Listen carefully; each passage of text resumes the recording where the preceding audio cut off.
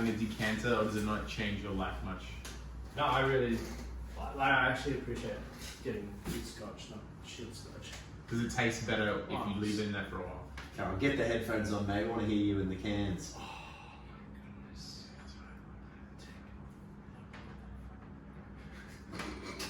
I forgot if I would push play on that. I think I did. Do you want me to check? I'll double check. We've been here before. Oh, is that George? Is it playing? Yeah. Man, that can! So, back to another episode. As you would have just heard, George Sheppard made that intro. And he's very proud. I did, yeah. I'm actually really. I want to use that song. Yeah, I remember I walked into the studio one day and I was like, "Can you make me an episode?" Like, I've actually been working on this in the next minute. Yeah. I was just like, I like to do like these little instrumental pieces. They might only be like 30 seconds long, and I've got no use for them.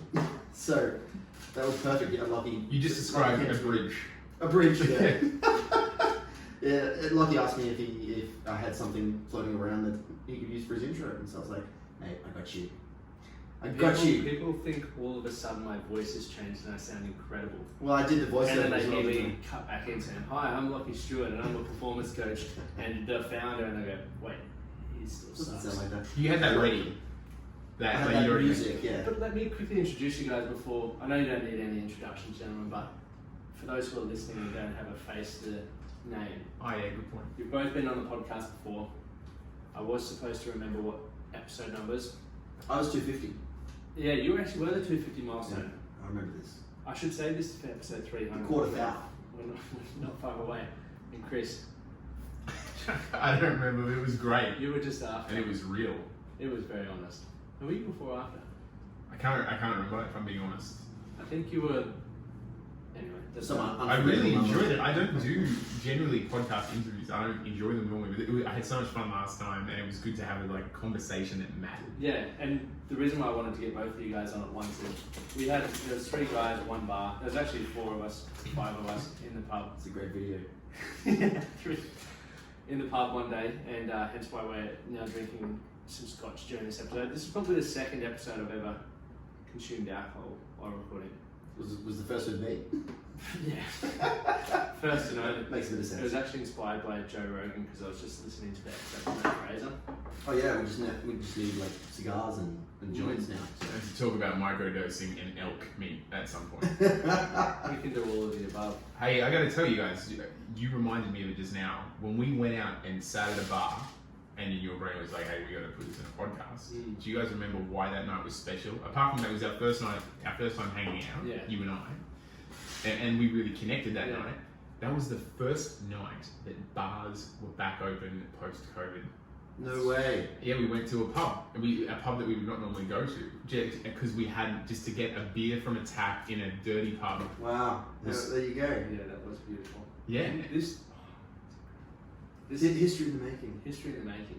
And that even brings me straight to the first. We got some cool topics to talk about, but I walked into our local coffee shop 2 weeks ago, and Christine, the lovely lady there, said, "Have you spoken to George about determinism?" And I was like, "What the fuck is determinism?" And then she proceeded to fill me in on determinism, but then before finishing it off, she said, "Go talk to George about the rest." So then I went to see you at the...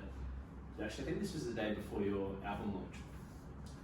And was like, "George, determinism, talk me through it." And you're like, "Let's save it for a podcast." And here we are. So we're going to go into depth with it. Well, Chris, do you know anything about determinism? Yeah, so it's the opponent of fatalism, is that correct? Not the opponent, but like they're the two main schools. What's of thinking. fatalism? Okay. Because you've just gone over my head. Or what is that determinism? I need to actually hire someone who can sit in the corner like Joe Rogan has and say, "Hey, can you bring it up?" Oh yeah, like a producer.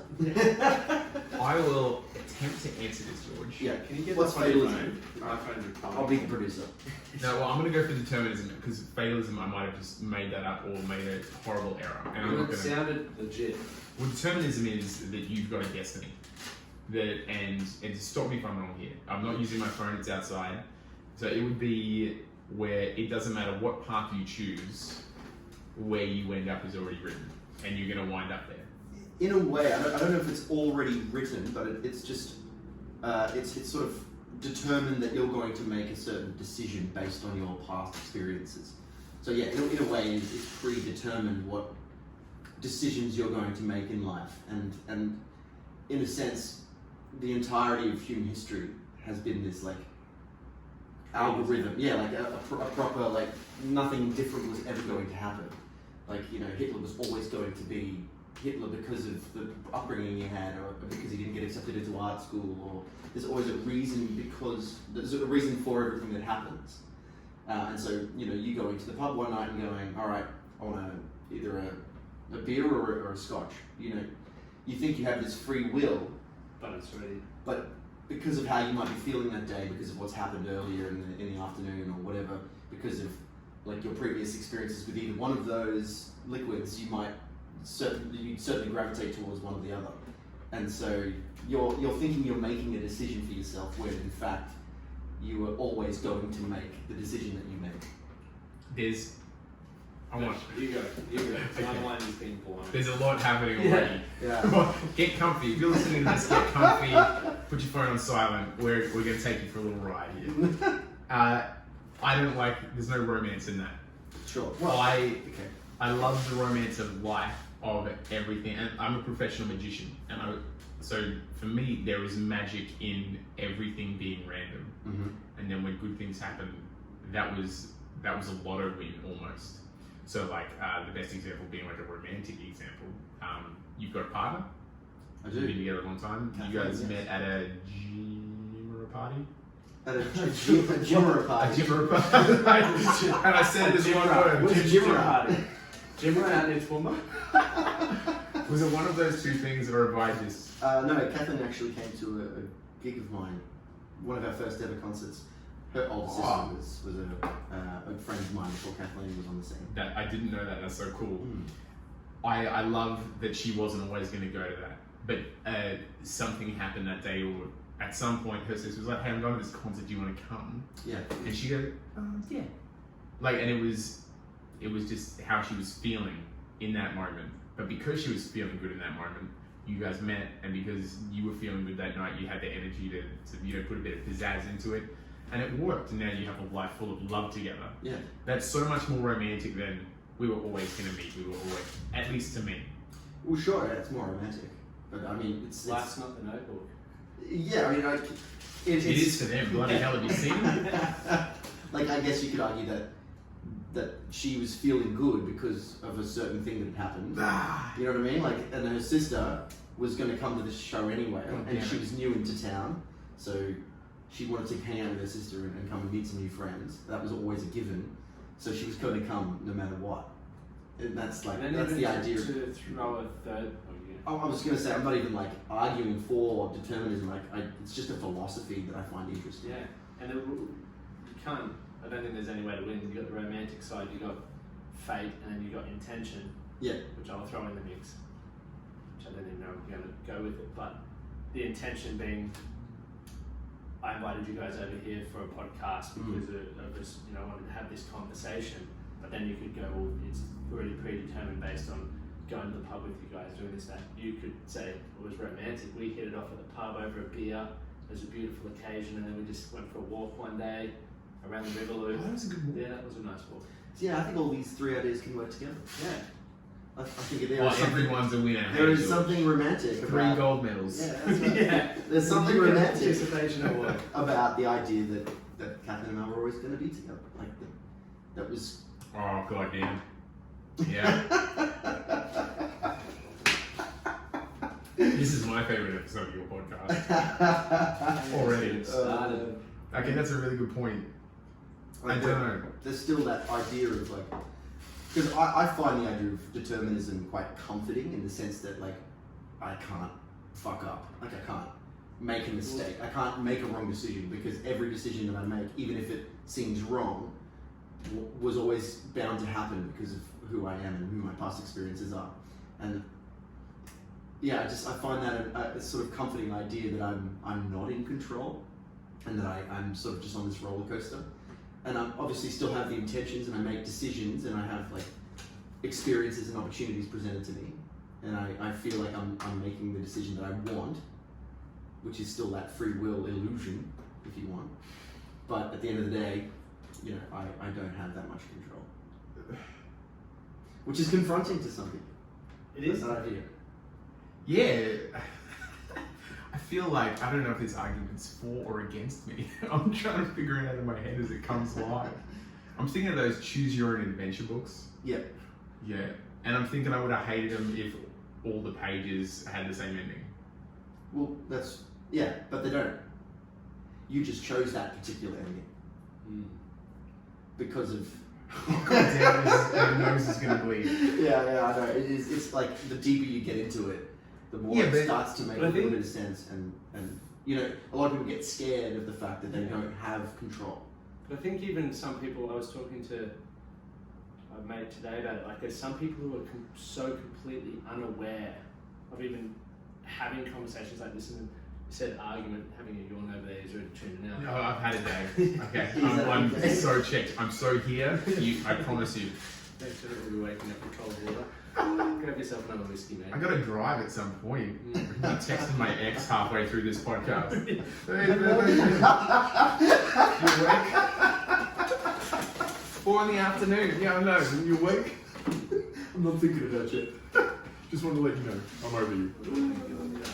But yeah, there's so many people that are completely unaware of like asking themselves questions or trying to understand, even if things can't really be understood, like determinism. There's so it's like the book. What's that? The story that never ends, or the song that never ends. This is the song that does. Yeah. Did you write? He wrote that. George wrote it. Yeah. But there's no outcome really for him. Based upon let me rephrase that. The outcome is what you decide you want to do, which is once again predetermined, pretty romantically determined to decide what's going to suit you best moving forward. And there's so many people in life who are still so unaware that we have the ability to think. You know, I think when I met Amy, was coming out of the back of like a shitstorm, but then it's like I like the idea of it being super romantic and seeing her at the pub, blind drunk, seeing her at the pub, but then also like maybe it was predetermined based off all the experiences that I wanted, you know, change my life, find a different social circle, and you don't really know, you could buy into all of them. But I think thinking more about it can change your perspective on life. So people who potentially are sad or depressed or stuff, if you take the romantic approach to life, it's pretty exciting. Like when you were explaining that before, it got me all excited. Well, in my head, so right now, for anyone listening, I'm an analogies guy. Like I love a visual, like parallel, and so I'm thinking of a bag of popcorn in a microwave right now. Yeah. And It's so random. yeah, it is, right? But like you go to the movies and buy the popcorn and they hand it to you. There's your popcorn. But I put that bag in the microwave and I have no way of knowing when it's going to start Popping. and then how fast it's going to happen, when it's going to happen, which one's going to go next. It just happens. And then I like, that's what life is to me. It's a random series of events. And this is just for me. I'm not saying I'm right and everyone's wrong. But I love that thought that I like get into the microwave and then popcorn happens. Yeah. And it's unpredictable and random, but it's doing its thing. So to build on that analogy, the popcorn. Are you going to be the butter? No, I'm saying that. So I think it's also confronting just thinking that there's no other options and that, you know, life's this set out planned thing. But to you in the present moment, it's still completely random and anything can happen.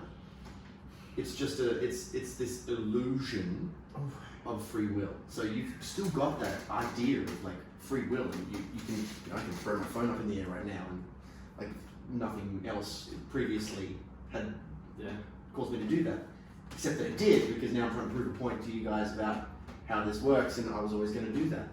So the popcorn is always, even though it seems like it's random, depending on the placement of the bag in the microwave and how the microwave is hitting each individual kernel, it's going to pop at that exact same sequence every time you run that simulation.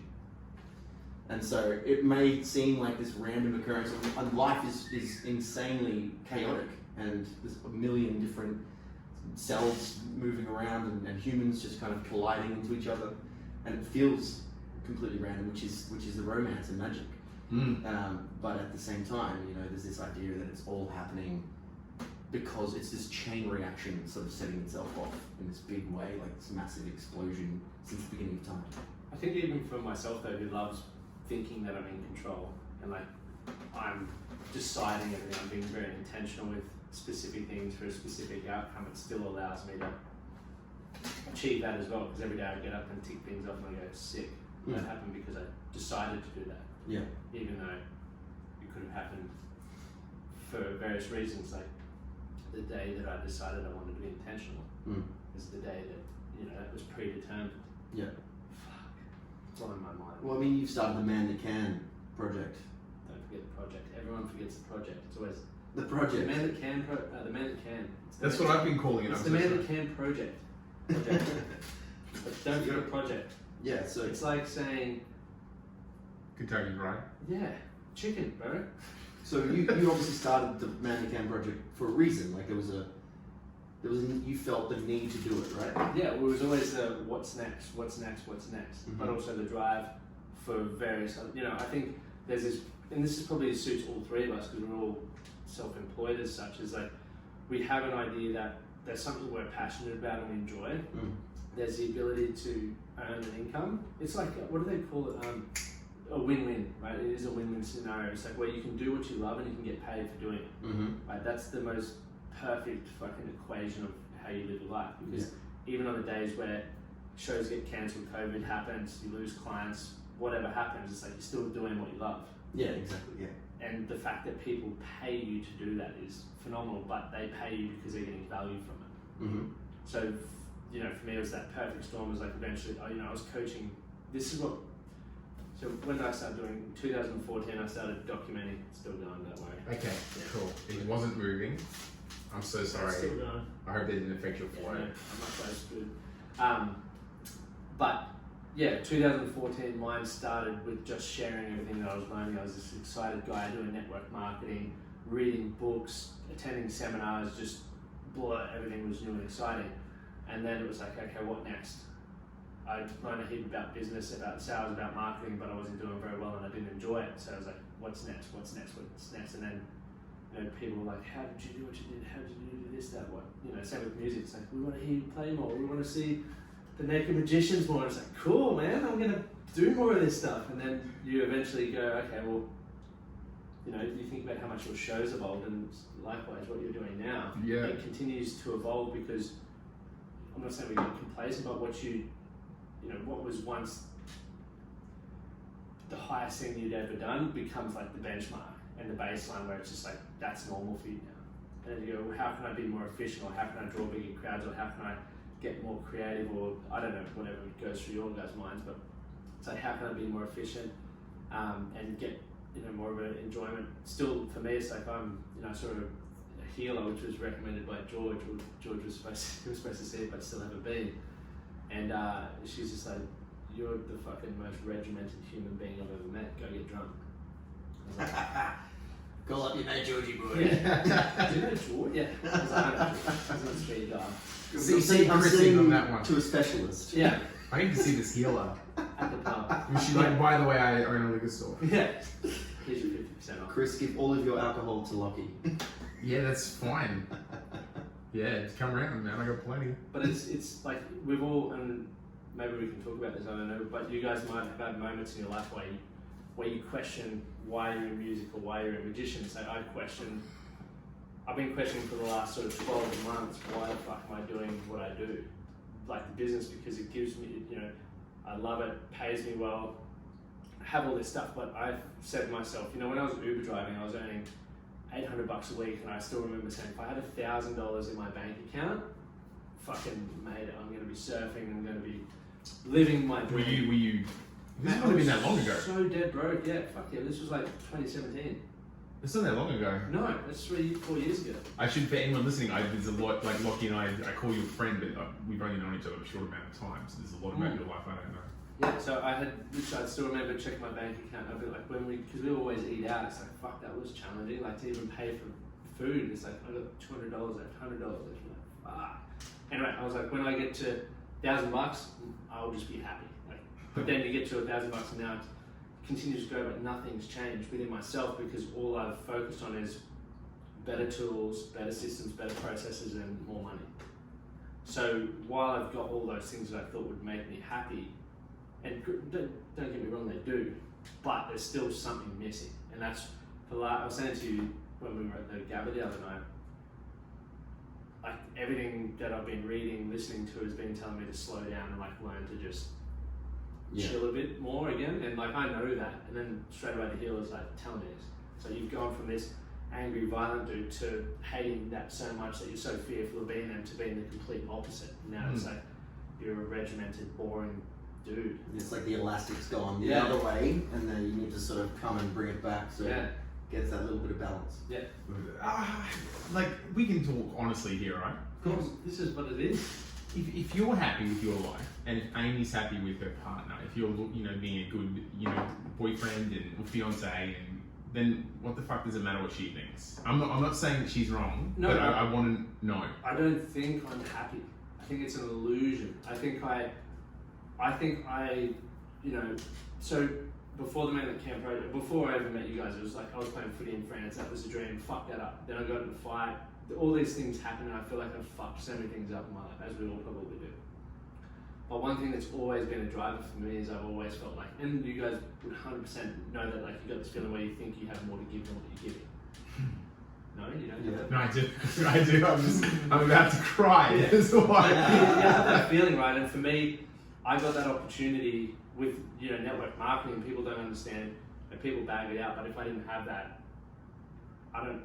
It's like, what the fuck would I really be doing? I'd probably still be that piece of shit chippy, and I probably would have fucked up on with like Amy. I have no idea, but that's what I think about. But it gave me the environment. And this is why I'm so big on the Man at the Camp project. It's like mateship. All the pillars is that's what saved me. Was the good community, the person. It wasn't even the fucking thing itself. It was everything that came with it, and that's why I know people aren't going to change unless they have a good environment around them. I know people aren't going to change if they're not growing in some capacity, if they're not seeing small results. Like, it doesn't even matter what it is. That's why people go, oh, you're in pyramid zone. So you're missing the point. If you keep focusing on that thing, you're going to miss everything. And I know you get pyramid marketing emails all the time. I've never teased you to your face about it though. No, but I know you do it behind my back. Just to me, George just showed me videos. But can I say something quickly? Yeah. I feel like evolutionarily, we're kind of flawed in a sense, where we're cursed being. We have this dissatisfaction with our lives because we're trying to progress, and as a species, we're trying to evolve and move through life in a way that's always progressing. So, I struggle to, name people in my life that I think are truly 100% happy, and they're like, cool, we made it. And I don't think there's anyone in the world that they're going, cool, well now I can stop, this is it, I've made it. It's like a city is never finished, right? There's always some construction somewhere. There's always going to be, there's your analogy. There's like just go. Like that's the same with everyone's lives, and day to day, you're always thinking about what could be better and how you can improve it, and that always comes with that anxiety of like, I'm still not where I need to be.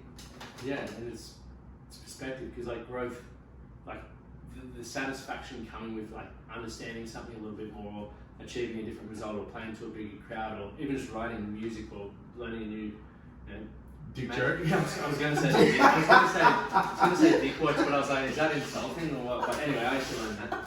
But you're learning all these things, and you're like, there's satisfaction and fulfillment, but then it's like, not only do we have the comparison driving us forward, it's like you see, I get on social media and I see dudes running this and then I'm like, fuck, I'm going to do that, I'm going to do this, but there's also a part of me that's like, all right, I've done this a million times, that's easy, I need the next thing. Like, not, comparison, ego, all that stuff behind us, like, I just want the challenge.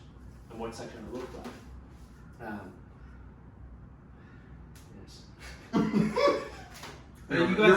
You guys have shaken me this afternoon. And what you're saying is, like, the reason I'm silent is because I've been knocked for six sitting with you guys, where we're supposed to be giving value to everyone listening. You guys are kind of giving me... Well, that's the whole point. That's the way I'm... No, we're giving each other. I get to learn from people all the time. Well, here's what I've realised in this conversation. I hate saying this, and we can talk about it or not. Let's do it. I am not happy. Let's do it. I don't think anyone is. I'm living in the world in 2021. Why the fuck would I be happy? Like, I wake up and am surrounded by tragic news. And so then, much to be anxious about. and then on a local level, everyone's just fucking offended now. Oh man. And it, Meanwhile, you've got everyone else's curated best of list just hitting you in the feels, like on your Instagram, Yeah. your social media Oh, every day. fucking okay, I'm single, right? So every Valentine's Day, I've got every shithead, all of us. Oh, I'm so blessed. That was Every nice. yeah. I didn't make a Valentine's post specifically for you. I hate following you guys on Instagram Look, during the holiday season. During the holidays. It's all the best. But this is cheer. If I'm being 100% honest, the reason I'm successful in my industry, and I've done fucking amazing, but it didn't come from a place of joy and wanting to share it with the world. It came from a place of, I got nothing going on, I better find something I'm good at, or I'm just gonna be a piece of crap. And then when I started to get acceptance and do well commercially and stuff, I'm like, this is for me. And that's why I keep growing, because I don't want to stop. Because when I stop, and I just stopped for 12 months because the disease took over the planet, I was miserable for that 12 months. In that 12 months, you know, I don't have a partner, which is by choice, but then my job, my career, which is my heartbeat, was taken away from me. I'm happiest when I catch up with my friends. That was a crime for 2 months. I was miserable last year, and all of my, if I'm being like cards on the table, all of my success comes from a place of unhappiness. That's the same as mine. Like the healer's like, everything you've built is from fear. All right, some real fucking talk. Because Let's it's go. like, I'm not gonna say her name, but she's awesome. But fucking, she's just like, you're so fearful of not being good enough, being violent, being a drunk, being all these things that you once were. But it's like now you're over here, and it's you know equally as damaging, just in a different way. Like that's damaging because you know it hurts people that could have you know ended up in a bad situation. But now it's like life is fucking boring. Like for me, it's just like get over this. It's, even though it looks like I'm ticking all these boxes and like everything that I thought I wanted, money, success, even I'm supposed to have time, but I still work fucking 14 hours a day, probably more. Yeah. And it's like, I'm not happy and I still don't know what I'm really, like, I keep saying, like, for me, I love things, you know, I don't know, maybe it's music, maybe it's magic, but for me, it's like, growing up before I was a footballer, it was skateboarding and surfing, because they're the one, all you gotta focus on is what's right in front of you. Like, nothing else matters. And that's like that stillness. I'm reading a book called, at the moment, Stillness is the Key by Ryan Oh, Holiday. terrified. It's an amazing book, really, really good book. And I often think about that because everything in my life now, and the reason I want to move back to Toowoomba, I want to move to the coast at least, not because when I'm here, I'm a completely different person. When I'm like, I'm still act the same, but I just don't stress when I'm in Toowoomba. Oh, really? No, because I'm like, I'm happy with life because I got the outdoors to distract me. I can go do shit that you necessarily can't do here, but as soon as you're here, you might Connect see with nature, yeah. you might see a car and like, fuck, I wonder what he does. I should be working right now. Or you know, it's always like for me, and this is just how I sort of view how I'm living, is like I just want to keep up with everyone or be impressing people. And it's like sometimes it's not even because I want to help people, it's like just because that's what I feel I should be doing. Rather than being like, dude, like today I was back to back till 2:30 from 5 a.m. You can get the burp on the show. I'm not burping into the From mic. 5:30, like literally Chris. no breaks, and I'm like, what the fuck did I do that for? Like, I've already done a full day's work, and it's, Yeah. like, and then I'm like, right, I'll work after this tonight. It's like, what the fuck are you doing? I still don't know what I'm searching for. I don't know, man. I'm glad we're talking But about I think this is what I think. I think I've saying this to Amy before, and you know we've had all these incredible movements happen, right? The Black Lives Matters. We've got the women's rally at the moment, but I feel like we're not supposed to be this connected, like geographically. We're going down a completely different rabbit hole here. That's alright. I'd It's say a rabbit warren. Good, yeah. You go back to like tribes and stuff, and there were 150 people, and each tribe had its own language, its own belief systems, its own, whether it's patriarchy or hierarchy or whatever it is, and they did things their way, and that's why you have these little wars and shit. But now, because of social media and global economies and everything, they're trying to get everyone to have the same set of values and ways of living. And We it's cannot. Exactly. It's just more convenient. But it's like to control. someone over in fucking Canada is telling us how to live here, and it's like, probably haven't been to fucking Brisbane, let alone heard of Brisbane. Yeah, Or definitely. like people in Toowoomba, like I talked to my mates in Toowoomba, they're like, they didn't even get locked down. Where here we are, you know, doing all this stuff. I was like, why the fuck would our rules matter to them when no one even goes to Toowoomba? I'm kidding, but like COVID didn't make it up the range. And Did they ever get a case up there? I think one doctor, but he was just locked in his quarantine. But like they didn't shut down or anything. But I think because of that, it's like there's so much pressure on people. Like in what was it? What were you just saying? Political correctness earlier. Yeah, we've got to be careful here though. Yeah, but there's all these things happening, and it's like, how do we, you know, we've got so many generations of ways that we've lived, and you know, some don't work, and some are shit, and some have been terrible. We understand that, but the evolution of change or the change process is going to be different for each demographic. Damn straight. region. But we're expecting it to fix it with one fucking Instagram post or one march, and it's like, if that were the case, that'd be amazing, but unfortunately it's not. There's bigger shit to think about. You know what my friend described it as? What? And if someone gets offended by this, please tweet me so I can tell you to fuck off. At realchrislane.com. He called it slacktivism, Slack division. as in getting behind a cause without breaking a sweat. Like, I'm gonna post this on Instagram and be like, yes. Let's not get me started about people posting whatever they want. No, let's do it. I'm fucking, because I think, and anyone who's, all the people, like, you can email me, you can go on social media, because once again, if you're gonna argue, you can fuck off, as Chris said, but if you're open to a progressive conversation, all for it, because I can be proven wrong, George can be proven wrong, Chris can't be proven wrong, but but I think the conversations need to be had, because if we don't understand, how is it ever going to be understood? May I? I feel like I need some of that deodorant over there. Can you guys smell it? I'm not getting Mate, it. why Not is Not yet. yet. Aircon does not appear to be doing Oh its man, job. you're on fire. That's I'm what's happening. nervous. You're hot right now. It's the first time I've been next to two superstars. Where's the other one? I just see George. I'm at the guitar. None taken. Sorry, that's the Jerome guitar. Oh, is it? It's, Okay, it's cool. not really, but it looks a bit. Give us a little stroke. Lucky is an asshole for teasing me, for saying that George is better, but I'm fucking funnier. Not too lucky. You said two superstars. Oh yeah, that's right. So, Yeah, you self-deprecated. Sorry, I quite like Lucky. I got into, so I'm producing a show right now that I wrote, that I What's it really called? love. It's called Two Man Tarantino. Lovely. It's a really cool show. It's set in a video store on the last night of video stores. I'm not in it. I just wrote it a few years ago. However, so this has been a really interesting point this week. The cast pulled me aside earlier this week and said, we want to open the show with a welcome to country, which for anyone listening to overseas, Australia has a pretty dark history that we stole, the British stole this land from the First Nations people, so the Indigenous Aboriginals. And a lot of formal events in Australia start with a recognition of that this land that we're standing on right now belongs to, and then the tribe that owned that land, the original people, which is a great thing that our country doesn't recognise this.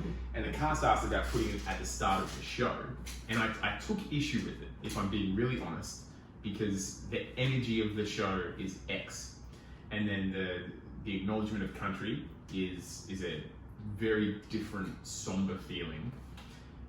And then I'm like, well guys, I said, I don't think this belongs in the show, here's why. And then one of the two cast members took great issue with that.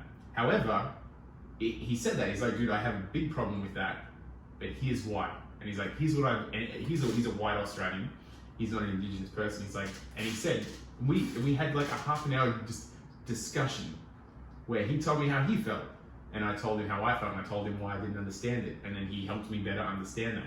And at the end, I was like, dude, I was wrong, and thanks for just sitting me down and talking about it. I think that's awesome. It was the bomb, and I learned some shit, Yeah.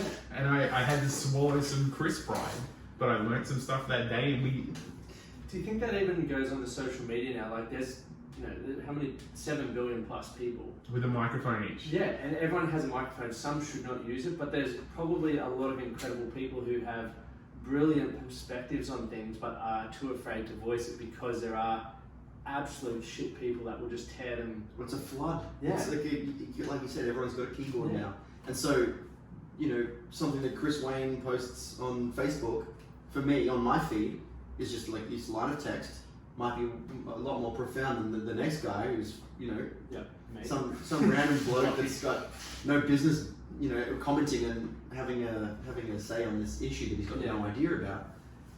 But those two people are just side by side, equal sort of platform. I don't know if it's a tough one for me because I kind of feel like not everyone should have that sort of same weight behind their opinion. You know what I mean? Like everyone has an opinion, fair enough. But I don't think that it should just be this like anyone can tweet whatever they want and without impunity, because like it's so important in this day and age. Like there's so much impunity. Impunity. Because I know there's going to be a lot of other people who are like I am and don't understand. Impunity, like without responsibility. Like they need to be held accountable. I needed my producer to just like tweet through to me. I've been text through to me. I don't believe in like anonymous accounts. Like if you're on the internet and you've got anonymity, then whatever you tweet doesn't matter. Like you need to be able to put your name to whatever you want to say. Because it makes you have to do more due diligence on it. Like people just read a shit article that's written by someone in their bedroom. Yeah, Froggy Legs 29, and you're like, well, what has Froggy Legs got to do with anything? This issue that is like actually quite serious?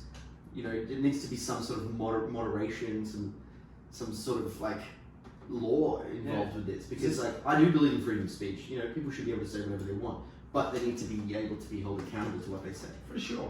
And even like the Black Lives Matters and the thing going on for the ladies doing their march today and stuff like that. Like, I want to understand. I have no understanding. Whether it's naive or I just haven't seen much in my life. So I'm not going to sit there and post about shit that I don't know just because I read one article or listen to people love one to get thing involved. on the news. It's like for me, if I want to understand patriarchy and all these things that appear to are problems, I'm going to go away and do a couple of months research first, so I actually fucking understand a bit more about the history rather than just going, this is what fucking Joe Blow said on Twitter, it must be the legitimate thing. So people just recycle garbage. It's so easy to read something on the internet and take it as fact. I am. But if people want to reshare and like and comment on my stuff, please do. Swipe up. Discount code LOCK10. Froggy Legs 29. Should be by the program. I did, thanks, man. You're welcome. The weight's it's falling off me in my sleep. We should be going up. Oh, So just oops. going from there. Can we just take it back a bit, because I wanted to talk a bit about envy and how you were talking about how you still feel like you're incomplete and you're working from a place of unhappiness and trying to build yourself through this like undesirable place into everyone. I need a purpose. Yeah. Because life feels too random and useless without one. So to me, right, you guys have like amazing lives, right? So I look at Lockie and he's fit as hell, like he's got the body that everyone dreams of, and he's super committed, he's determined as hell, he's intelligent, he's just this amazing guy that is in our lives, right? Glad we recorded this. Yeah, I'm waiting for I my want to turn. do affirmation. And he posted today in our family chat, he's like disappointed he had an in-body scan, right? And he's been doing all this marathon running. And he's had this in-body scan with this purpose in mind of like he was trying to get fitter or healthier. He got a score of 97 out of 100 for his body, right? And he was upset. He's like, I can't believe I'm stopping. Running is killing me. I can't do this. My body percentage fat is the highest it's been. And I'm sitting there just reading this going like, I'm not even going to respond to this because I'd maybe be like 25 out of 100, maybe 26 if I'm lucky. So I'm like sitting there going, Lockie, you've got an incredible machine, this instrument that you walk around in, this spaceship that you're driving. And Chris, like you're like the epitome of freedom in my head. Like you're an intelligent, entertaining as hell guy who is doing what he loves, making shows, funny as hell. Like you get up on stage and you've just got this gift of being able to improvise no matter what the situation. And like both of these are skills that I really wish that I had. And You actually say that a lot when we hang out, and I create an awkward situation for us in public. You know, I wish I was quick enough. But, you know, at the same time, you know, I'm sitting here going, like, feeling the same thing you guys are. Of like, I feel like I'm an imposter in my job. I don't feel like I was ever meant to be a musician. I don't feel like I am doing what I'm supposed to be doing. Like, there's all the same shit going on in my head. Whereas someone else is probably looking at me going, oh my God, you know, he's a lead singer of Sheppard. He's a musician. He's on stage every night going and performing to heaps of fans. So there's always this like really weird negative feedback loop. Yeah. What was the thing I sent you today? What was the title of that thing? The photo in the group chat. The photo in the group chat was... Not the selfie I sent. Hang on, pause. Oh, there it is. It is Beware Desire. Yeah, desire. So it's it's an still endless in the key. Can you read that? No one in the sway of envy or jealousy has a chance to think clearly or live peacefully. How can they? It is an endless loop of misery. We're envious of one person while they envy somebody else. The factory worker wishes desperately to be a millionaire. The millionaire envies the simple life of the 9-to-5 worker. The famous wish they could go back to the private life that so many others would gladly give away. The man or woman with a beautiful partner thinks only of someone a little more beautiful. It's sobering to consider that the rival we're so jealous of may in fact be jealous of us. There is also a have your cake and eat it too immaturity to envy. We don't simply want what other people have. We want to keep everything we have and add what they have to it, even if those things are mutually exclusive. And on top of that, we also want them to not have it anymore. You know, you want to be on top. Such a country. Yeah. But if you had to trade places entirely with the person that you envy, if you had to give up your brain, your principles, your proudest accomplishments to live in their life, would you do it? Are you willing to pay the price that they paid to get what you covered? Would you? No. I wouldn't either. Now that I've read that, I'm like, Yeah. well, yeah, of course. Maybe. I don't think so, and because I've got stuff that no one else has done. Yeah. You know, it's the Naked Magicians is we did a season on London's West End. No magic show from Australia's ever done that. We got to go to Broadway again. No magic show from Australia. Vegas again. No magic show from Australia. And although there's other stuff in my life that I don't love, I wouldn't trade that in for the. I don't even make money. I'm not getting residuals off that. I'm not in like the Guinness Book of Records. It's in my biography that hasn't been printed. It's a part of my story, but I wouldn't want to not have that in my story. That's because I'm saving that one for my deathbed, Because everyone's got that, like the guy that's living across the road with that penthouse that's right there on the river. You're like, God, if only I could have that would be great. My life would be perfect. I'm conscious of the fact that we're using successful people examples. Well, I'm not even. I feel like I'm the most. Could be wrong, but how I perceive myself is not materialistic in the slightest. Like I couldn't give a fuck. Like my office is full of books. That's it. Like I don't care for nice. The clothes I get is when Amy buys them for me, or I get free stuff from like Lululemon or whatever. But Did you get free stuff from Lululemon? yeah. But I don't buy shit because I don't care for. Use the code Lucky 20. What am I going to do to get free shit from Just Lululemon? come and take me to Lululemon. We'll go in. Anyway, Lululemon's listening. Lulu? I think This is where we pause and Yeah. there's like a Lulu advertisement for Yeah. like a minute. how do you reckon that would go? Do you sweat? Would you like to sweat? Why Will would you sweat go will American? close- I don't know about you guys, but I'm doing over 10,000 steps a day, and chafing is driving me wild. Did you guys know that there's now a solution for that? What's that, Chris? Specifically for men. George, I'm glad you asked. Lululemon's no sweat, no fret range. is available. No sweat, no fret. We're gonna get sued by Lulu. I know, probably. Well, sorry, you're gonna get sued Yeah, by maybe Lulu. that's my ambassadorship. Thank you. Sorry. But Yeah, you're I saying think- you're filling up your life with ideas and concepts. Like one thing I love about you and when we hang out is that your life is, when I'm with you, it's very experience based. And I think one thing that I want to get more into is experience. One thing I've done fucking well this year: surfed every week, skateboarded every week, and golfed every week. This year? This year. That's crazy. That's unreal. I've been saying I'd do that ever since I had more than $1,000 in my You're bank. living a dream life. Well, I know, but that then, like for me, is like we get caught up in this materialistic world of like clothes and cars and like fuck. don't own any of that. I own clothes, but a car, nah. I don't give a shit about anything. It's like, for me, it's like I want to learn language to help when you travel or have experiences. I want to, now, like I used to love drinking scotch and doing all that sort of stuff when I was a different person, but now I've been told to drink more scotch, so I'm going to drink more scotch. But like go back to having those experiences, and I don't care about my money buying me a car or anything, as long as I have enough to look after myself and Amy, and like it's fine.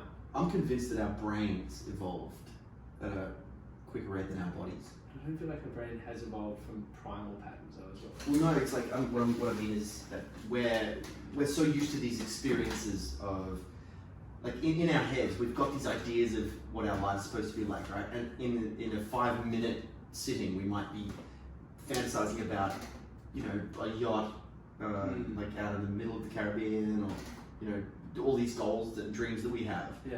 But we can only ever experience them one at a time in very specific and long drawn out moments. You know what I mean? So you're out on the boat and you're having this amazing time. You sit there and you go, oh my life, this is great.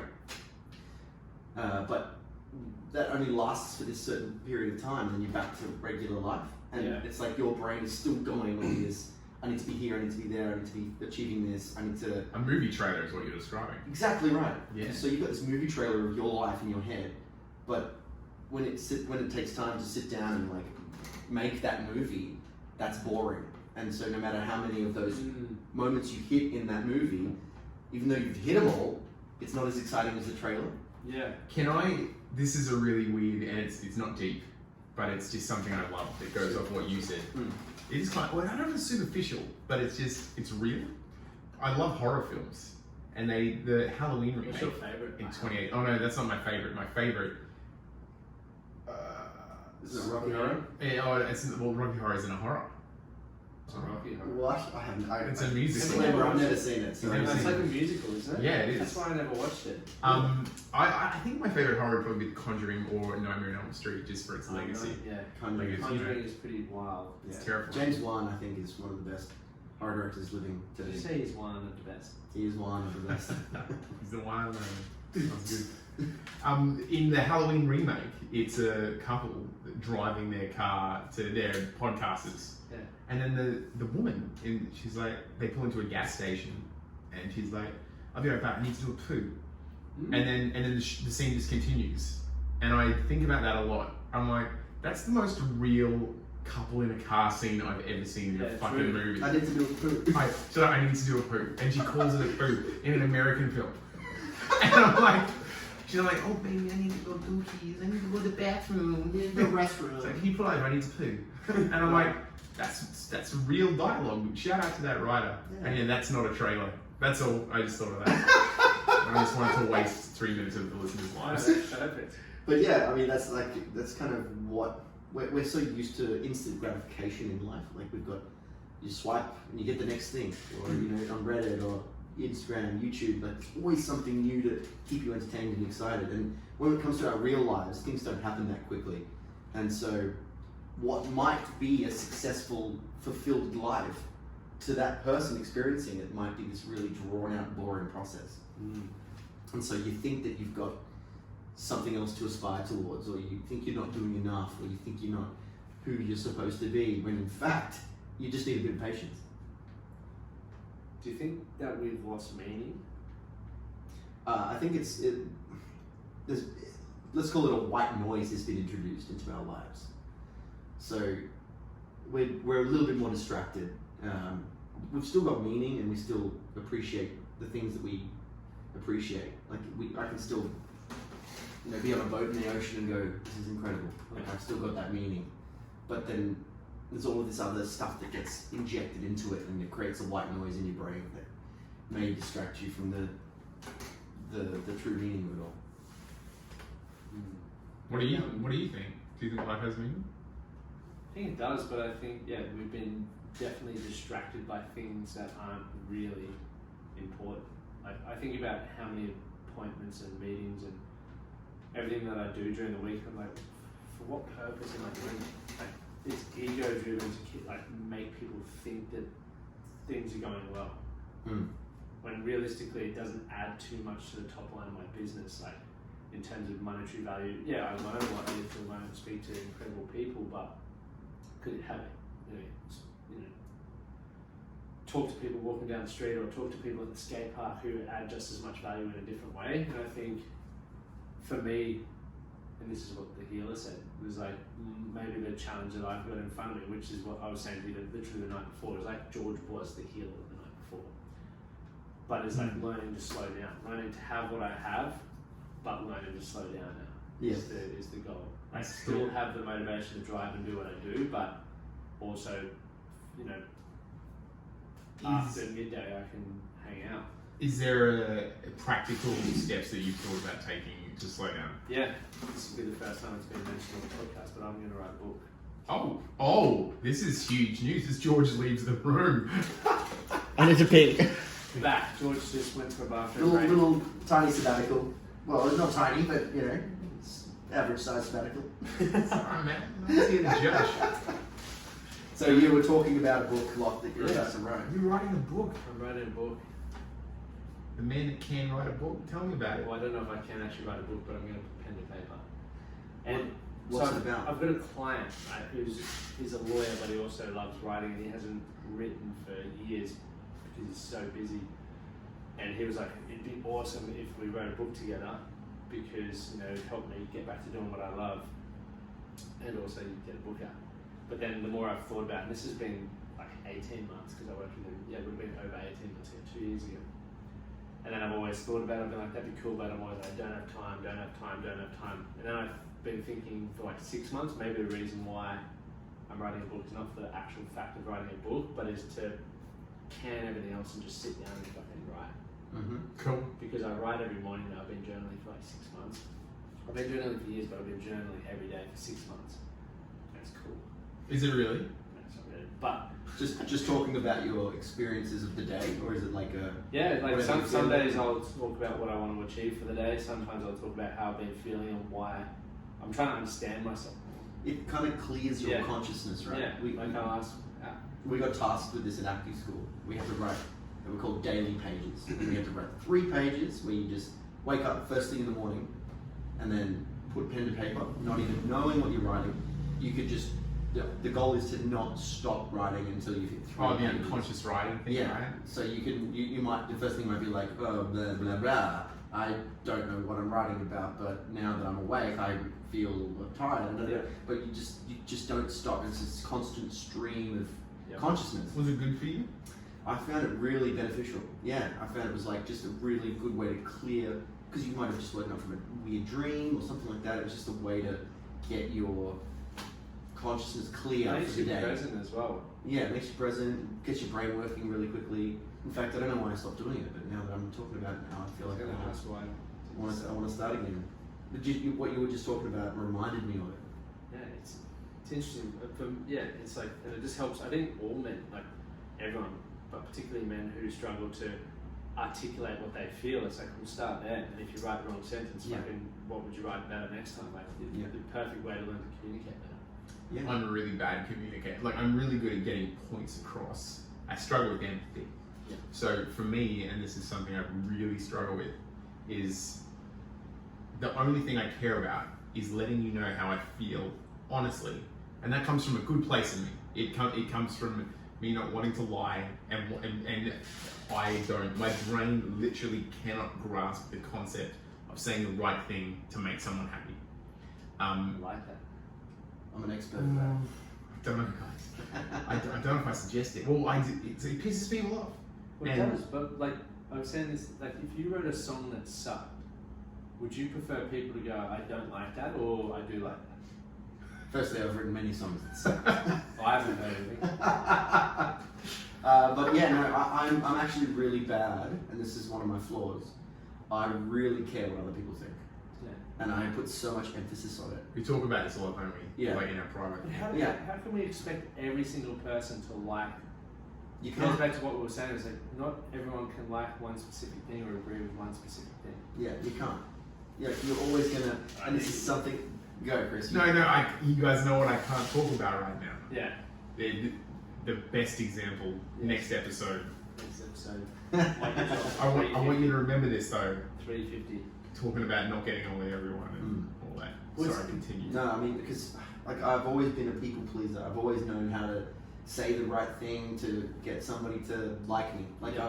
I want to be liked. That's my big thing. Like since I was in boarding school, because we spoke about this in the last episode when I was on, but I went to boarding school from an early age. 12 years old, I was shipped off from Papua New Guinea to, I wasn't playing, but you know, they put me into boarding school. My parents, they were devastated as well, but I went through boarding school and I found this like new environment where everybody was completely different to what I'd experienced in Papua New Guinea.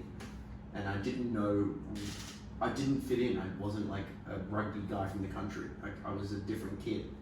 And so I spent like my entire high school years learning how to adapt to what other people like. And I was very much focused on getting people to like me. Do you feel because you were doing that, you didn't know what you like? Or do you feel like you still learned that in the process? No, I know what I like. And this is partly why I really enjoy alone time. Like I like to hang out with myself. Because I know I'm the best person, I'm the best fucking dude to hang out with. And so when I'm hanging out with myself, I'm really excited to do that. I'm not on anyone else's schedules, I'm not on like trying to figure out what somebody else is trying to get. But when I'm hanging out with someone else, my brain is on fire trying to figure out what they're thinking and how I can best present myself to that situation. So I'm like a chameleon in that sense. There was this one night where I had 5 of my best friends from different walks of life Oof. that all met up. Were you there? No. This is before I'm you new. guys. I'm new to the picture though. This is before you guys even existed in my life. How old? Wait, how old are you? 30 this year. Oh, fuck, man. I'm so old. How old are you? Dude, I turned 37 in 2 weeks. You look. What are you, April? March 28. Ooh. Yeah, but you know, you've had an amazing life. Yeah, I look it. Like, You don't look it. very well, his lips. If I was a baby, they'd go, oh, he's an old soul. That's Mel Buttle's joke, if she's listening. Wow. I'm so annoyed that you're so young and youthful. Man, I look like I'm about 50. Look at the greys coming through. But your age, it's like the boy that can Here comes the project. envy again, boys. Yeah, Here I it know. comes. Oh, yeah. Thanks for being the adjudicator. Back to you. Sorry. It was- Oh no, I was just telling a story about how I had all these 5 different people yes. who in their individual scenarios were my best friends, like, but Get in it. completely different walks of life. And I brought them all together in this one event. We went to Bribey Island, and I had them all there. We stayed together, and I didn't know who to be.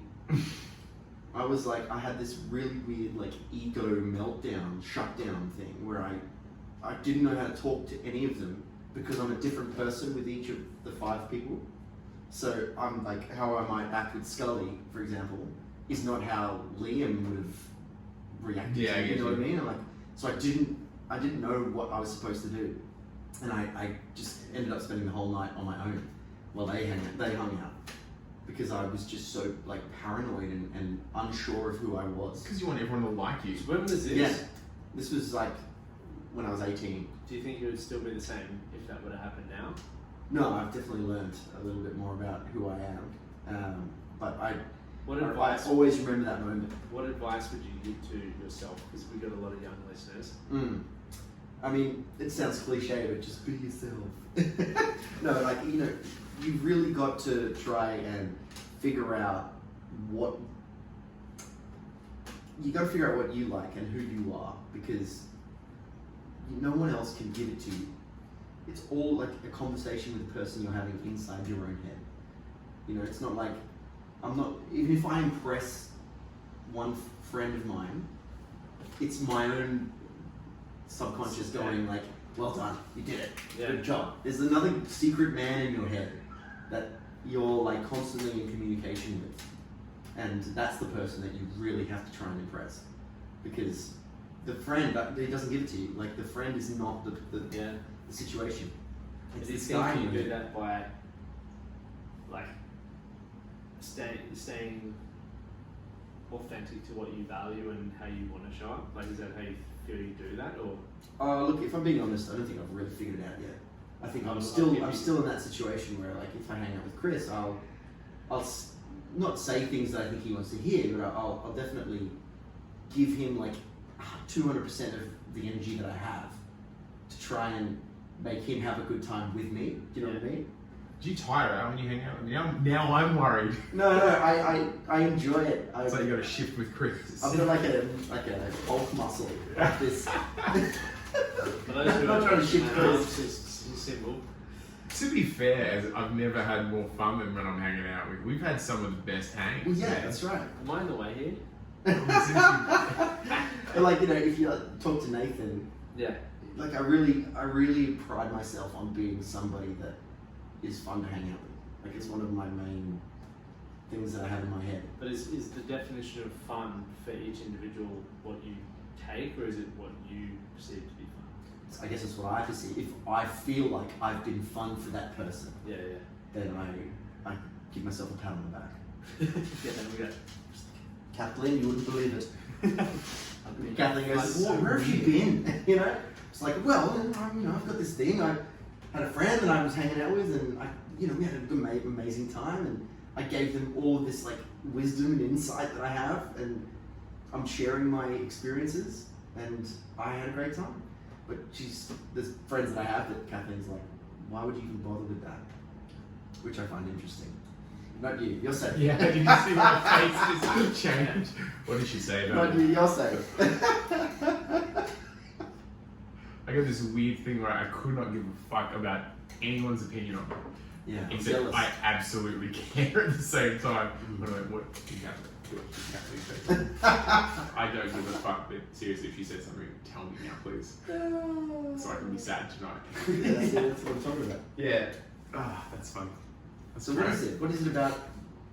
Because I'm with you on that. Like, I want to not give a shit about what anyone says about me, and I don't want to have to. I've just stopped reading comments online. I've stopped giving a crap about social media because it affects me so much. I've got to learn to do that. Oh, we go. I'm dying for that next episode. Yeah, me too. Ugh. We can just record. No, I'm kidding. That's too much. Well, I mean, it's a different thing when it's like you're put in the public eye, and you're scrutinized. Like it's something that you sacrifice. You put yourself out there, and you've got to know that it's part of the territory of what you're This doing. was one of the questions. It was probably the best question. Hence why I sent it to you. Ah. How has your relationships, and or ship, depending how many you've got, changed since you become famous? And that can be with the public. And we spoke about this on the last episode. That people think they know you based on what they've seen on social media. Yeah, you lose the ability to make a first impression. I wrote a post about it yesterday. A chick, I went to that was me. Course back in January or February or whatever, and one of the ladies like, "You're just not what I pictured you to be like based on what I've seen on social media." And I was like, "Well, social media is my platform, just like music and musician is your platform to express what you want." And it's like when I think I'm quiet when I'm around people because I want to listen, I want to learn and just observe. That's what I like doing. And she's like, "You're just so quiet. I wouldn't picture that." I'm like, "Well, I like to share my opinion when it's asked for, but other than that, I shut the fuck up. There's no point unless it's something, because I'm not going to change people's minds." Yeah, right. So for you guys, because I don't get too much hate, thank fuck. But I'm sure you boys. I actually don't. I get it sometimes. But Start trolling. You guys aren't famous enough. yeah, it's true. It's true. What am I going to do? No, look, it comes. And I mean this in the least egotistical way possible. Yeah. The more your profile increases, the more you get exposed to all of the dead shits of society, and then those people want to have a say about you. And it doesn't matter if you know who they are or you don't know who they are or they know who you are. Like, Ricky Gervais had a really good stand-up bit about it, which Liam sent to us the other day. Where it's like, he has a tweet, he sends out a tweet, and people get personally offended by it. And it's not that he doesn't know that they're following him. He has no idea who this person is. So I directly SNS'd it. Yeah, and he likens it to somebody walking into the town square and seeing a advertisement with all the tearaway numbers for guitar lessons. And it's like somebody runs up to him and goes, "I didn't want guitar lessons." You know, and he calls up the number. How dare you? It's like, are you doing the guitar lessons? I don't want them. And then hangs up. You know, it's like, if you don't like it, just move on. Yeah. You know, don't bother with it. I think I'm ready to break the internet before you're saying. What's that? It just turned up. The internet? No, the analogy. We're going back. The internet's here. It's not actually our Yeah. internet. Telstra, you suck. If you're listening, you are terrible. I hate Telstra. Hope they're not an affiliate of Lululemon. You'll be paying for. Well, mate, stupid I'm already surplus. paying for it. We don't get it. I'm always hot spotting. What's your internet analogy? So you're a T-shirt at City Beach. Hear me out. Yep. Why not Maya? There's a reason that it's City Beach and not Maya. Because City Beach has display windows and Maya doesn't. Yeah. So when you're let's say when I say regular, I mean not a professional performer, right? You're a $50 shirt at City Beach, and the only people that see you and have an opinion on you are the people that are inside City Beach walking past you on the rack. And then some people go, oh, that shirt's shit. Or some go, oh, I want to try that on. That might be your friends and family that like you and love you, right? But that shirt's still worth $50. No matter what the people that like you, the people that like it think, and the people that walk past and go, shit. The only difference between you and someone that is a bricklayer or something is that your shirt, you being a shirt, is on display in the window. So instead of just the people in City Beach, it's everyone in the shopping center walks past and sees that shirt and now has an opinion on it. But it doesn't fucking matter. You're worth $50. No matter how many people walk past and go, I gotta get that shirt. And then everyone buys it, or if everyone walks past and goes, that's the ugliest thing I've ever seen, that shirt is still worth $50 no matter how randoms feel about it. So that's the difference. We're all an item at City Beach. Some of us are inside the store and some of us are at the shop front. But I guess now, if people were to, everyone that walked past and had an opinion on it, was to stick a sticky Was to tape, go on the shirt. sticky note on the window. I hate you. I hate this They shirt. tell all their friends about the shirt. Yeah. Where it's like you just walk on if you don't like the shirt. It's a weird thing. People don't like to be promoted things that they don't. Yeah, like, well, you know. clearly something they're not you into said Facebook picked up, or something you searched, Facebook picked up, and now my ads are in your fucking feed. Well, see, there you go. Suck So it. we our managers put out an ad for the album Kaleidoscope Eyes, just released. But it was. on iTunes and Spotify. You have these Facebook ads that go out, and you're supposed to sort of. There's like an option where you can target it to certain demographics and people that you know are into your music. You know, so Holland is a big market of ours. Target Facebook Holland. Yeah. But for some reason, it always picks up people that just have and are really angry about the fact that they've been targeted by this saccharine pop music that are like, how dare you? Why Facebook? And they're like complaining to Facebook in the comment. Like they take the time out of their day to comment on the ad, being like, Facebook, how dare you? This is not me. I don't like this. There's a three dots at the top that you can go hide ad and don't show me ads like this again. Exactly. So why do people feel that they need to give it that extra bit of their energy and Because they're time? not getting heard in their own life. They don't feel significant in their own life. Oh, So that's what it is. I think, well, if we go back to, can you just bring this up? yes, sir. Hierarchy of needs. This is my thing though. Because I'm the shirt. I'm still worth $50. Yeah. So, but no one's opinion matters to me because I got my price tag. Yeah, well, it depends which way we're looking at this thing. Right? So, there's those hierarchy of needs. Yeah, I guess if the shirt had. I'm arguing about a different point on the same subject, aren't I? No, but it does make sense. Like with that. So, sorry, go. you guys carry on. So, Want to let for If the everyone shirt has listening. feelings. If any of this, oh yeah, right, okay. I do also, for listeners, I do struggle with feelings. Sorry. If I was just a inactive shirt in a window, then yes, I could let them walk by. I But I'm constantly, like I said to you before, my whole job is to create relationships and build friendships and so it's my get people to like me in that sense. Alright, yeah. So like whenever someone doesn't like me, I really take it personally, and I find it hard to let it go. Yeah. So there might be 100 really nice comments, and I'm like, cool, that's the way it should be. And then one of the comments will be like, you guys suck because of this, and you're like, well, I gotta fix that. There's a little pothole in the road. I gotta patch up that pothole, and that's my focus right now, to make sure that.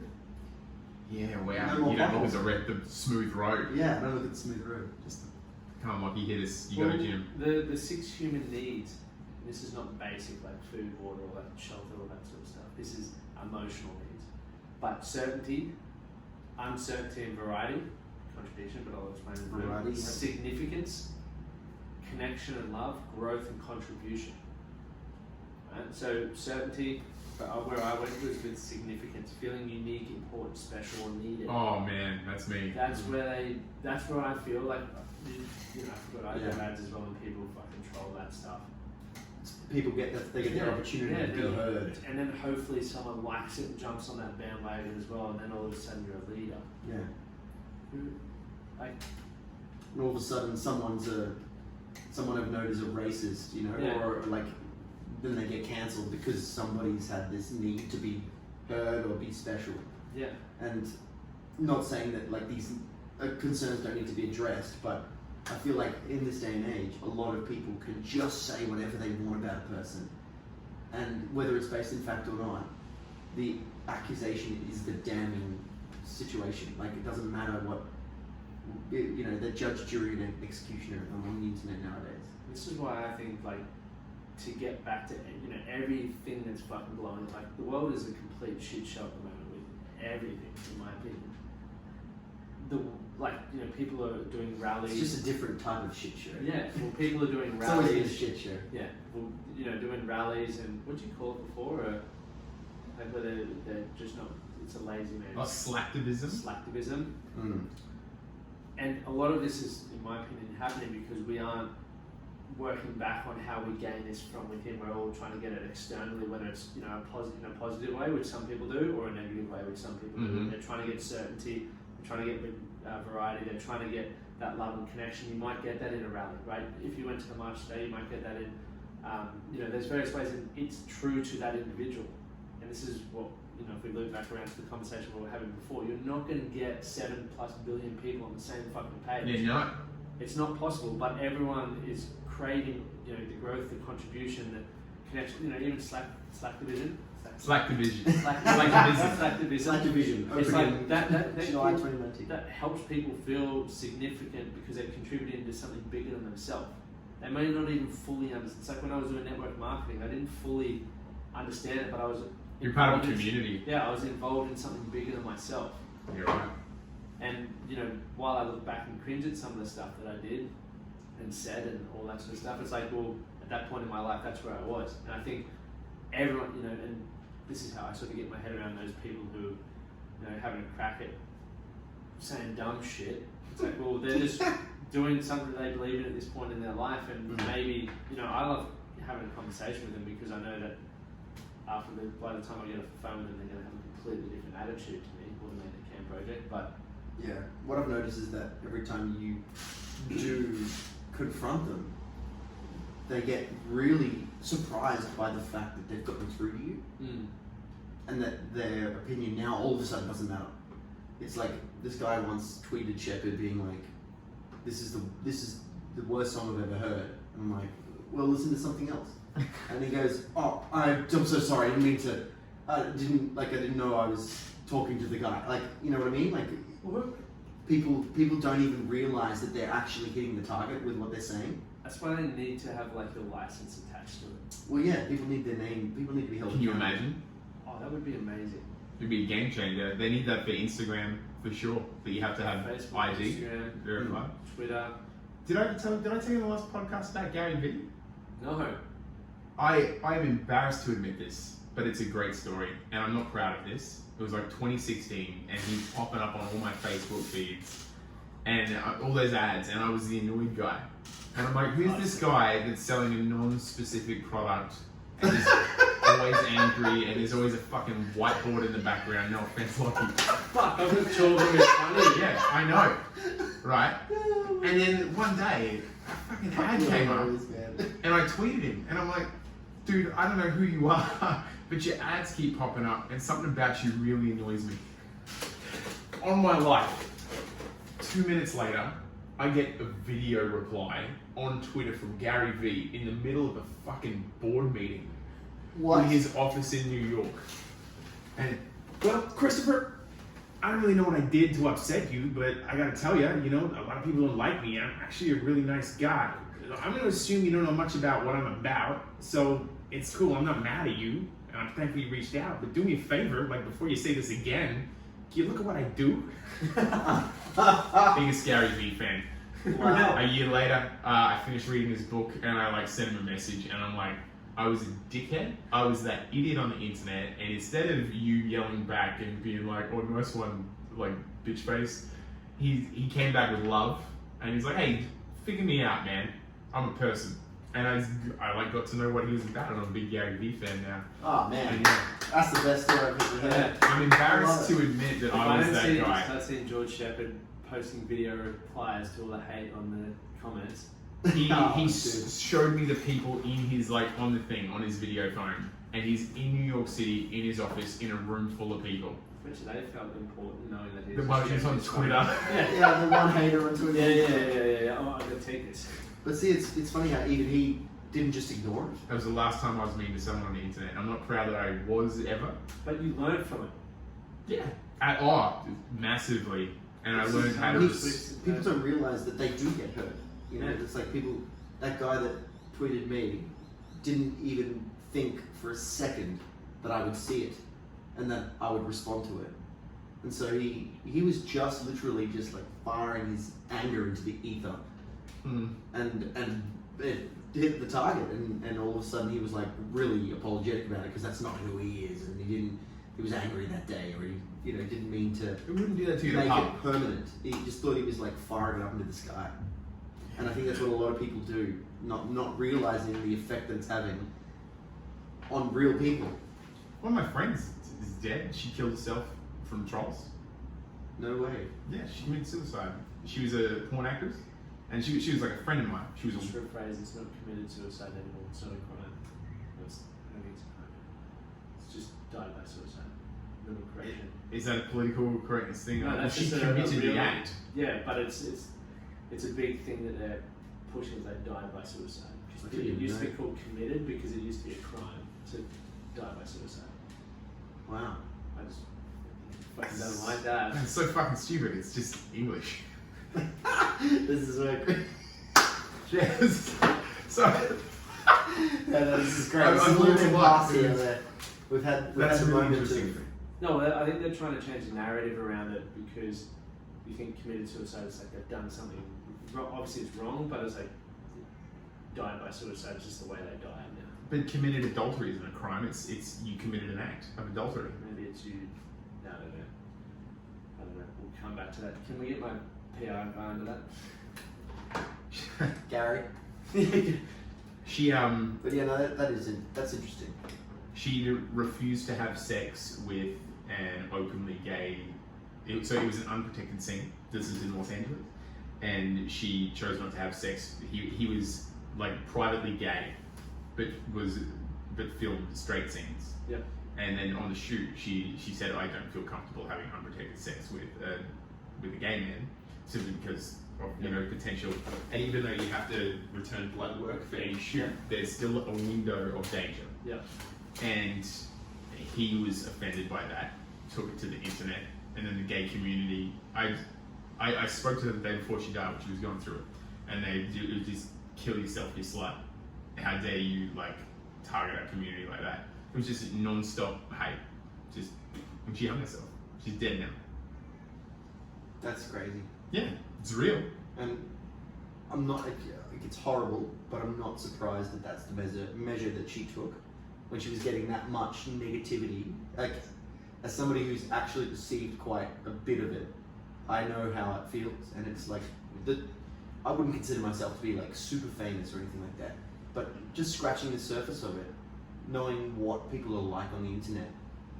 If it was something like nationwide, full on, huge scandal, and you just got the entire internet throwing these darts at you constantly. It gets to a point where you just don't want to be yourself anymore, and it really hurts. And it's serious. It's not like you just have to deal with it, get over it. It's a really serious mental health issue. Cyberbullying. When you got most of these people who are, not most, that's not, but there's a lot of those people who are then posting mental health matters and are you okay day and shit, and a lot of these people are the ones saying the dumb shit that they don't think is affecting people. Yeah. There's so many people that think they're part of the solution, but they're a huge part of the fucking problem as well. It's really good. That's what I'm going to get out to them and be nicer.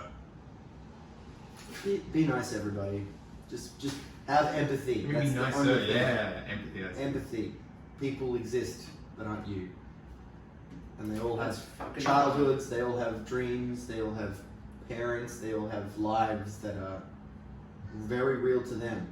And one day you're going to have fucking children, probably, and you want to be a good role model for them. You don't want to be a fucking dick that they can scroll through your Twitter feed and see that you've hated on Gary Vee. I deleted that Twitter account. Oh, did you? Yeah, well, again. But I think that's important because it's okay to be wrong too. It's okay to admit that you're wrong, and that's what I appreciate about the Gary Vee thing, that Gary Vee story. Big slice of humble pie. I'm not proud that I was that person, but again, the conversation I had with my friend the other day about the Welcome to Country in a show, I was wrong that day, and I got a really good lesson from a dialogue. Not from neither of us yelled or got angry, and that's when years before that, when I was a dickhead to Gary Vee on the internet, instead of him going, "No, you're a dickhead," he's like, "Hey, why don't you? If you don't like what I'm selling, why don't you find out a bit more about it first before you?" That's what I think people need to do there. Most of us don't understand, no one understands everything. And every time we're doing something new, there's the opportunity to learn something. And you went through the experience of being open to learning and being educated by someone who knew more, which changed your belief and understanding of it. Whereas a lot of people just get so hot-headed so quickly, they miss the opportunity to learn something that can completely change the game. How did I look in that selfie? Just wanted to be mindful of your guys' time. How you guys going? We're at 5:45. Yeah, I got work in August. Yeah, we're good. Yeah, no, I got dinner at 6:30. I got work in August. Yeah, I haven't done much yet. What are you doing for dinner? I think we've got chicken tacos. Yeah. If there's anything left over, I'll have them for lunch. Yeah. I've been really fortunate. This is completely off topic, but for the last month, probably once a week, I've been getting leftovers from Georgian Cafe. Oh, that's so good. Oh, mate. Because we've been making an effort to not eat out as much, and so we buy ingredients to make meals, and all of a sudden we've realised we're not feeding a family of 5. We're feeding 2 Maybe people. that is why my in-body scan is blown out. Yeah, I'd say so. If I'm being honest, it's not because of the way I eat, it's the way I'm fed by Kathleen and George. So there's me not accepting responsibility for why I am. So if That's anyone, me sabotaging. Yeah. You should tweet George later. yeah, I'm gonna. It's my turn. I need to pee. Yeah. Do we have time? Or are we done? Well, what would you like to do? Is there anything else? We've gone for nearly 2 hours. That's No, we have not. Yeah, we have. Are people still listening? Do we know? Can we Well, predetermine? how long do you guys spend listening to a podcast? Oh, that depends. So I only listen to them when I listen to a podcast to go to sleep, but just because the sound comforts me. Then it's just Joe Rogan when I go on road Yeah. trips. So what I'm even thinking with this, I'll split it in 2 and release 2 one on episodes. the Monday and one on the Wednesday, so people can digest half the episode. So you reckon drop it as one? Mark Maron did that with Louis C.K. and it was amazing. So do you reckon double drop? Yeah, double drop. Double drop. It's been a while. Do you guys ever have that thing on your Instagram story where 800 people look at the first photo and then 750 people look at the next one and 700 look at the next one? It's like, I wasn't hot. I wasn't. Just me? I feel like in terms of this, people are either into podcasts or they're not. Mm-hmm. If you're into a podcast, you're going to listen to the whole thing. Well, I feel like this has been huge. I've enjoyed the conversation. I think that it's actually been a really, really Productive chat. productive conversation. I've learned a lot. If it seems unconventional to your listeners, I think it's because the 3 of us decided, and we kind of decided this beforehand, that there wouldn't be any just bullshit saying the right thing talk. That the 3 of us are comfortable being real. Well, this is the whole thing We about wanted to make it a conversation. the whole thing about this podcast. There have been people on occasions who've come on and, they haven't been what I believe to be genuine. But the majority of people that come on here are fairly genuine. And you get a good conversation out of it. If you guys listen to more episodes, you would know that. So It's 200. The guy from episode 250 wasn't very genuine. Yeah, no, he's I'm gonna listen to that one. But I don't know for what we're was up it to you guys? 287 episodes now. This will probably be, might say 300. What do you reckon? I'm gonna bang out an episode a week this week. Yeah, please make it something easy for me to remember. Because 250 and 300. Yeah, Congratulations, by the way, Lachlan. That's huge. That's amazing. Thank you. Do you enjoy podcasting? I love it. And so I started the podcast for a very selfish reason. So when I first started using Instagram, I was very bad at spelling. I still kind of am, and I was very bad at sentence structure. Then I had Amy help me, so every time I'd write a post, I'd send it to her in notes, and she'd copy it, and then I'd get to read the differences, and then that's how I learned to write. And I think I'm a little bit better at writing. Then I started a podcast. So if you go to the very first episodes, it's all me. I sound like a completely different dude. Really? I'm 27, and yeah.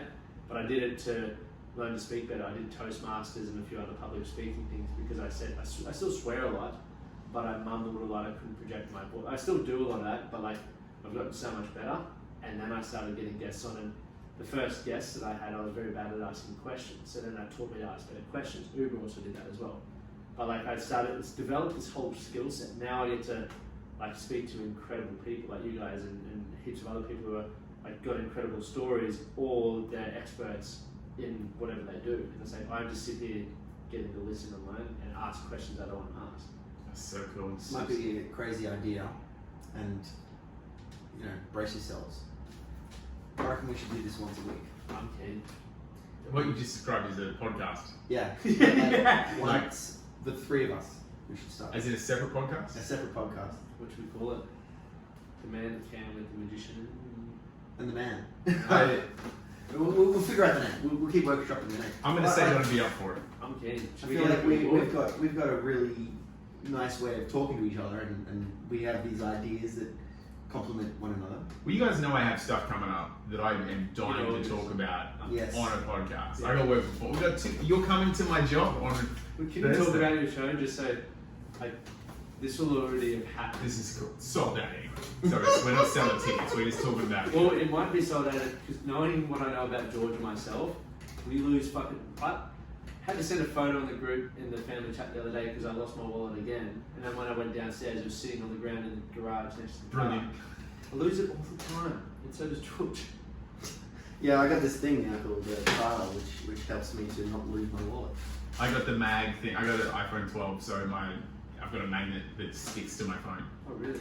Yeah, it's a wallet. It's like a little wallet. What if you lose your phone? I would never lose my phone. Did you say a wallet? No, in my head it came out better. He's trying for a Yeah. fun. Eminem can rap orange, so I thought wallet. Yeah, follow it. You need a mullet. Sorry, where were we? We're talking about the show. Trying to rhyme wallet.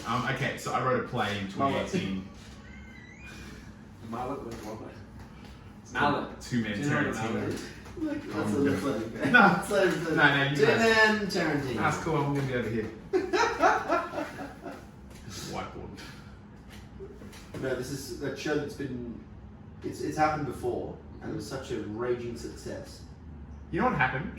It did really well, and then I was going to tour it, and I got Vegas like 3 days later. This sounds really arrogant, but that's literally what happened. So I had one show doing well, and the Naked Magicians got signed in Vegas, and I just had to pack up and leave everything back here, including that show, because I run my business. It's not like I can go over to Jenny, my PN, and be like, hey, make this show successful now. So I went to Vegas and had to pack up, and now it's back in Brisbane. It'll be the first play at the Powerhouse since COVID. 12 months, it's the reopening of that theatre downstairs. It's their first full 100% seated production since COVID hit. It's crazy. Set in a video store. And so why aren't you in it?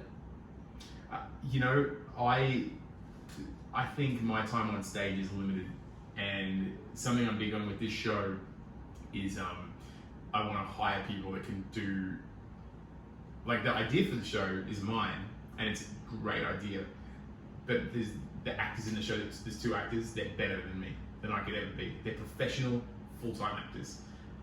So they live and breathe this show now, and they're amazing at it. And I have a director, even though I know what the show is supposed to look like in my head, she directs them better than I ever could. And I have all that stuff. And it's really hard because I have to let go and give this thing that like 2 years I worked on this show, and then I had to go, I'm handing this part to you, please. Do good with it. And you two are the two. I've spent 2 years writing these characters. You guys are playing them. Bring them to life. Director, take everything that I've written on a computer, bring it to life. And I have to. So my job now is assembling the Avengers. I'm Nick Fury. But I have to pick the best to get on stage and make that show, because I have a relationship with an audience that I've never met. They got the tickets on the fridge. They're going to dinner beforehand. Wife's picking a dress. I want to give them the best possible show. That's a relationship. They'll never meet me. I'll never meet them. But we have this relationship that'll never happen. That'll never become physical. But I owe them everything because they're giving me time and money, and they can't get a refund on either at my show. You're a monster. I got a refund my free ticket. Oh yeah, you guys are coming. That's so exciting. I'm excited. I'm excited as well. Even though I'm a magician and a comedian, I want to make applause. I don't want to get it. So I get as much from making a show that makes people happy and laugh and clap. And laughter is like comedy is my thing. I get as much out of that when I'm sitting in the lighting booth, just watching it, writing down notes, and the whole audience is having the best night ever. As when I'm on stage. I don't get more when I'm on stage. So as long as I'm making the clap, I don't need to get it. I've had the clap before. It's overrated. Take your talent, you're good. You're just catching up. Take your talent, you're good. That's great. But yeah, no, I think Chris also, his strength, I said this before, but his strength is not in script, but it's in like impulse. So he's very much an improvisation master. And I've seen him countless times, whether it's in a conversation with a waitress, or if it's like someone said something to him when he's on stage in a stand-up. Like there's always this moment where Chris he's got ideas of what he wants to say in a stand-up, and it's great. It's really good. He's got great jokes. But then as soon as somebody gives him something that's not on the script, someone yells at a heckler or something in the crowd, the thing that he fires back is like so much better than the scripted stuff. It's annoying. Yeah, but that's like, it's not annoying because you just have to work less. I just spent a week working on this new material, and I did it at the comedy club the other night, and it was like good. And then one woman yelled something out, and I just had this line for it, and it got a better laugh than everything else. Really? And I was jacked that I got that it was a good set, but I'm like, I just spent a whole fucking week working on all this stuff. And then a woman yelled out, "Show us your dick," and I said, "After you, sweetheart." And that's what tore the house down. See what I mean? It's way better than the joke itself. Like, it's fucking good. And there's that level of excitement in it. So I can understand why he doesn't want to be an actor in the play. He wants to be the guy who's... Is that why it's like the comparison, you being the songwriter, but not... Yeah, I mean, I understand when he says the applause is overrated. Like, it's really nice, and I enjoy performing and being the guy that brings this love and joy to people. But the applause part, like, you feel a little weird and you go like, thank you, and you walk off. But like, if I was to be the guy writing the songs and some other band is singing it, and I'm just there in the sound booth going, cool. And then seeing how much joy that music still brings to everybody, I would imagine would be just as fulfilling. Do you guys know who Bernie Taupin is? No. Yeah, Elton John's writer. Yeah, the guy that writes Elton John songs. And He I'm does the sure lyrics. that's all it, of Robert. them. Yeah, he's that guy. And you know, I'm sure he's never going to show Elton John. Mm. I would dare say that we will keep talking until midnight. Yeah, if we, so let's, if we don't call it. Let's cut it. We're done. Guys, I love you both, and I'm really thankful. Thank you for having me on your show, because Thank you, it's boys, your for show. coming on. But maybe we're going to branch out to another one next week. Yeah, great. I mean, it just could be a nice thing to get I would going, love like to. a routine podcast. I've never been in But this it situation. also gives These us- are just too much fun. I like this. But it gives us an Sounds great. opportunity to take what's going on in the world, or just anything in our lives, and just choose like 3 sort of points that we can learn. You know, it encourages us to learn more about anyway. But then share it in romance, in philosophical ways, and direct. I Looked up at the ceiling like I was wise. Well, quick joke for any psychics that are listening.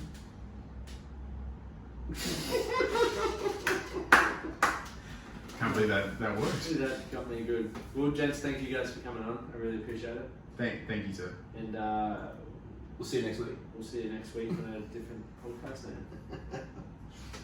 The men that didn't.